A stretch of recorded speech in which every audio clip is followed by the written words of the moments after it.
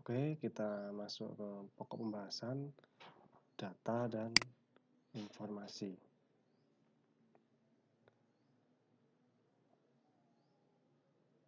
Data, informasi, data apakah sama dengan informasi? Data secara mudah itu bisa diartikan sebagai fakta, kenyataan. Jadi semua fakta atau kenyataan yang ada di dunia. Real in the world.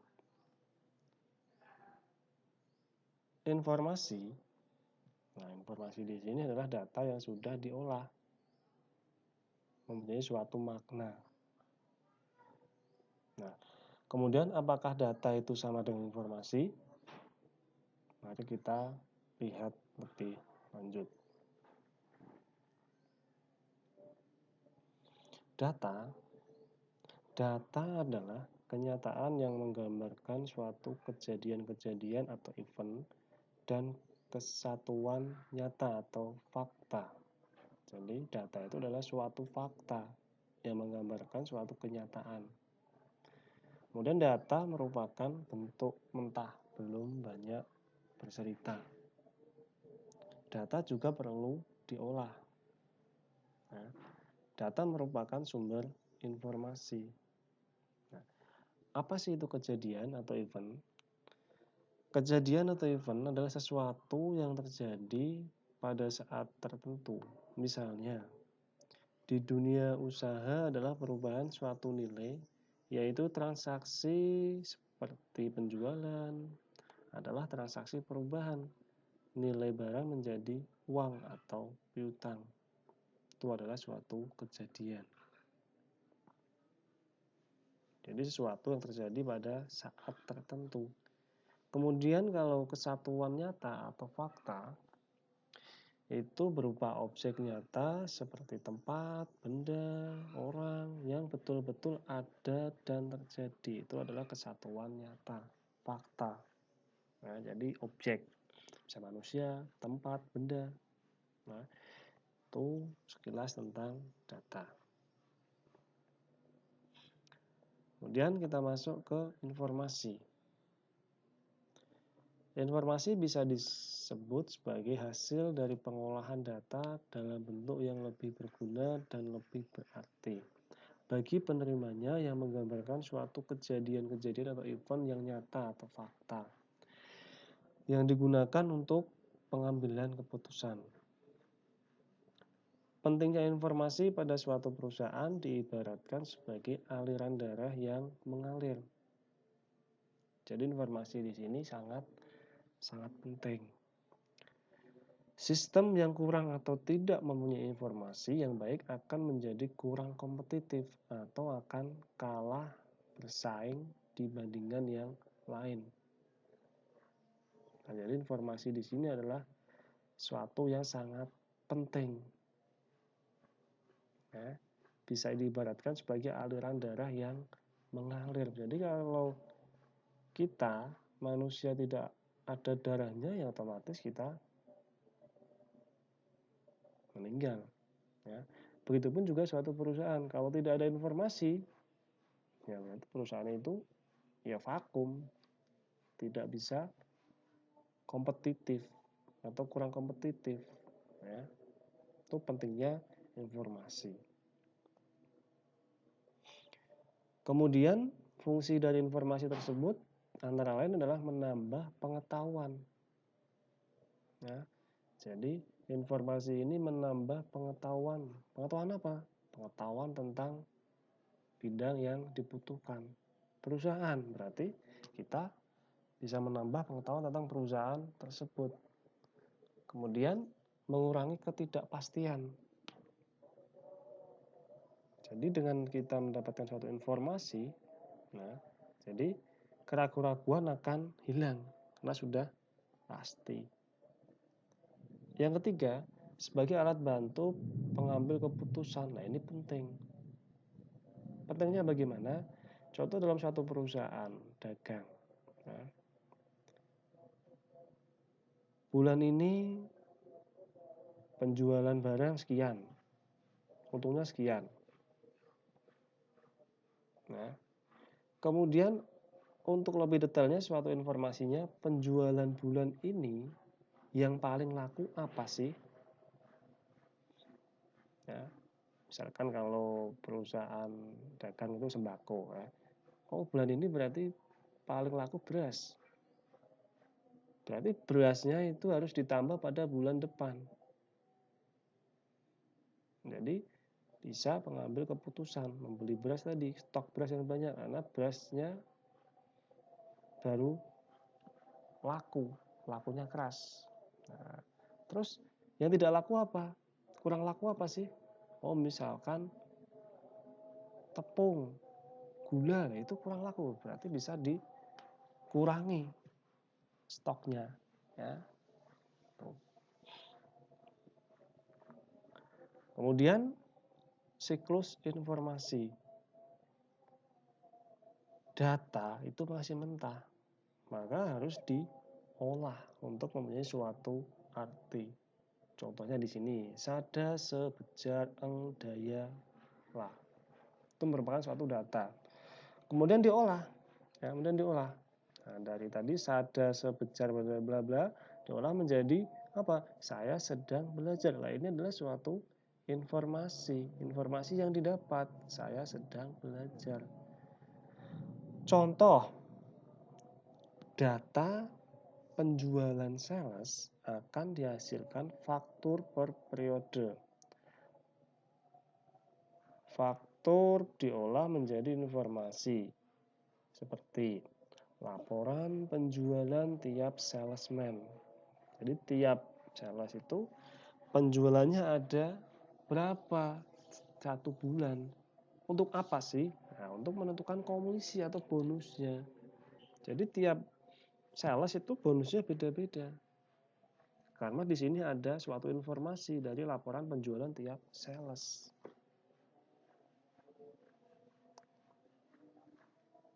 Kemudian ada laporan penjualan tiap daerah. Jadi tiap daerah mana yang membutuhkan promosi atau iklan untuk menambah pendapatan perusahaan kita. Contoh, daerah A. Oh, itu udah bagus, sudah banyak yang tahu tentang perusahaan kita, ya berarti promosinya dikurangi. Tapi kalau satu daerah belum mengetahui tentang produk kita, nah itu harus kita promosikan secara maksimal, diiklankan secara maksimal.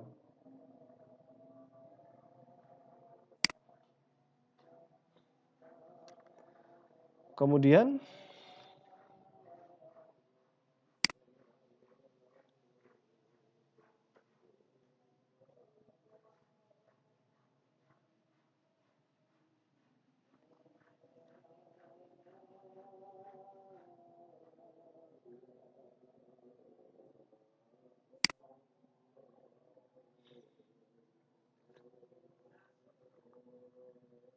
laporan penjualan tiap jenis barang.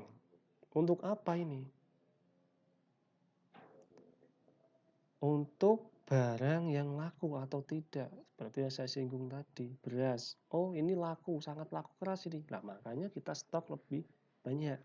Oh, gula, tepung, itu kurang laku di sini karena di sini peminat manisnya kurang. Ya, sini sukanya makan beras semua, makan nasi. Ya. Maka stok berasnya harus ditambah. Nah, tuh. Kemudian contoh lainnya juga banyak.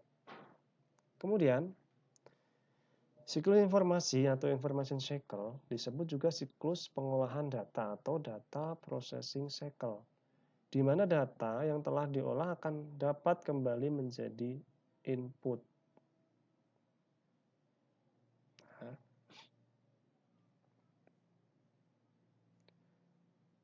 contohnya di sini ada data dasar atau dasar data masuk ke proses, ya, diproses kemudian masuk ke output.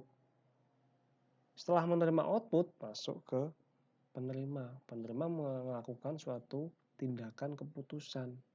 Hasil tindakannya nanti ditangkap sebuah data.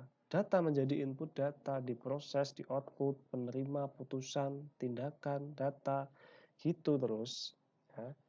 Maka di sini jelaskan di mana data yang telah diolah akan dapat kembali menjadi input. Nah, data bisa jadi input lagi.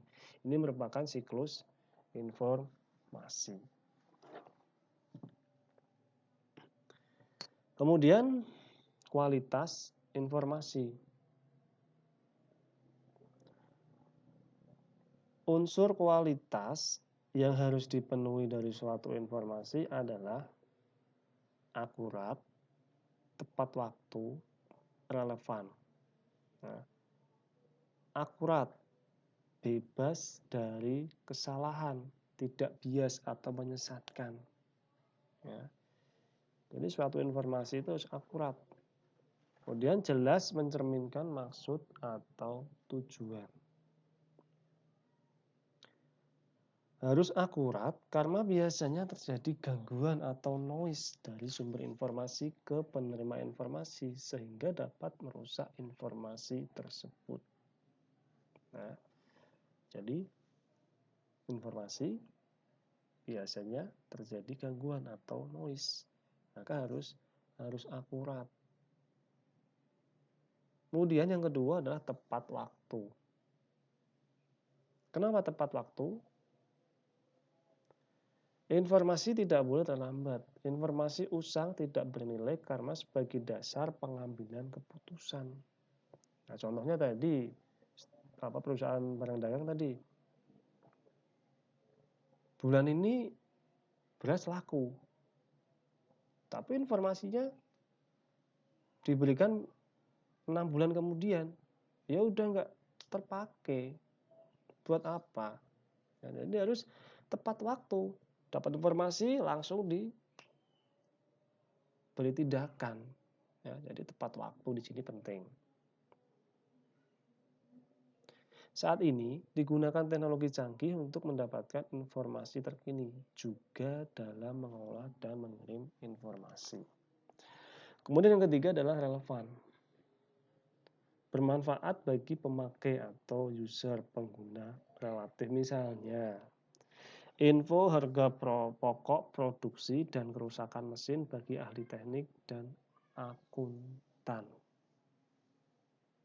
Nah, jadi informasi itu harus akurat, tepat waktu, dan relevan.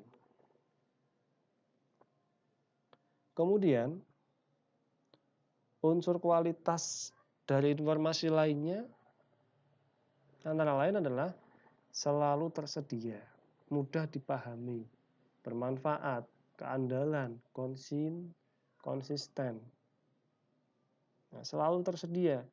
Jadi informasi itu harus mudah diperoleh bagi orang yang membutuhkan atau memerlukannya. Itu harus selalu tersedia. Kemudian mudah dipahami. Informasi harus mudah untuk dipahami bagi pembuat keputusan. Baik informasi menyangkut pekerjaan rutin maupun informasi yang bersifat strategis.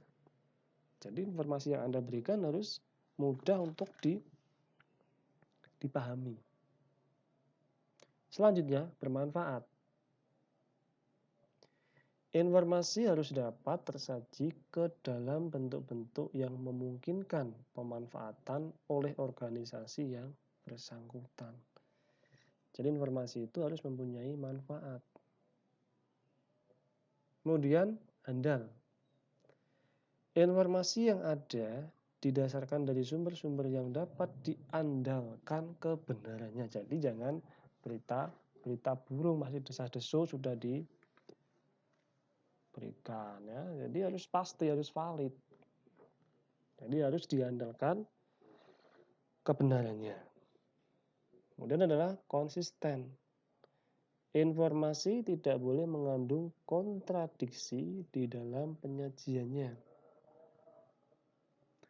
Karena ketepatan merupakan syarat penting bagi dasar pengambilan keputusan. Nah, itu. Terus selanjutnya, nilai informasi. Informasi berguna atau bernilai bila manfaat lebih efektif dibanding biayanya. Jadi informasi itu bernilai jika manfaat lebih efektif dibanding biayanya. Efektif tidak selalu berupa uang, namun manfaat terhadap sistem. Nah, jadi efektif itu tidak melulu berupa uang, tapi bisa berupa manfaat terhadap sistem. Kemudian kegunaan informasi mengurangi ketidakpastian dalam proses pengambilan keputusan. Kemudian ada beberapa nilai lainnya di dalam informasi. Ada sifat luas, lengkap. Kemudian ketelitian. Jadi informasi harus teliti. Kecocokan, benar tidak ini? Kejelasan, jelas tidak? Keluasan dapat dibuktikan dan dapat diukur. Itu adalah nilai-nilai dari informasi.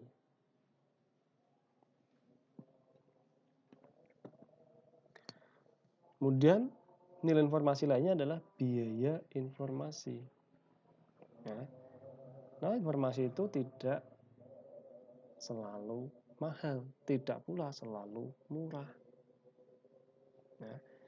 Jadi biaya informasi itu menyangkut biaya perangkat keras, biaya untuk analisis, perancangan dan pelaksanaan sistem, biaya tempat dan faktor kontrol lingkungan, biaya perubahan dan biaya operasi. Nah, itu biaya-biaya yang dibutuhkan dalam suatu informasi.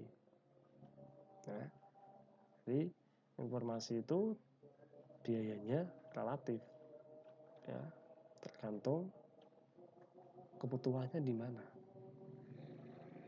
No.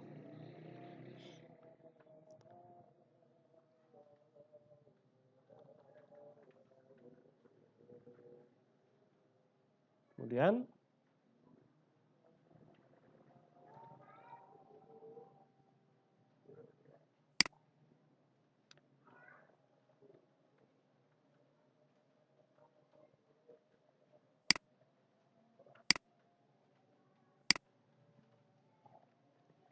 oke, sampai di sini